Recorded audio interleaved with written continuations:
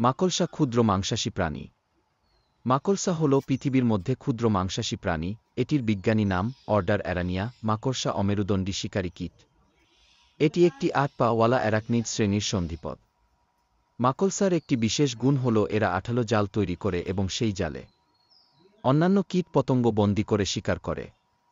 মাকড়সার শরীর দুটি অংশে বিভক্ত। এদের মাথা ও বুক একসাথে জুড়ে থাকে। অনুমান করা হয়েছে ৪০,০০০ বেশি প্রজাতির মাকড়সা পৃথিবীতে বাস করে থাকে।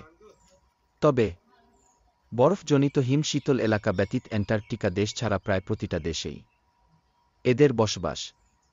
বিশেষ করে মিঠা পানির অঞ্চলগুলোতে এদের বেশি দেখা যায়। মাকড়সার কারণে বিভিন্ন পোকামাকড় কীট পতঙ্গ পরিবেশে বিস্তর প্রভাব ফেলতে পারে না। মাকড়সার খাদ্যাভ্যাস এবং তাদের শিকারী দক্ষতা অন্যরকম।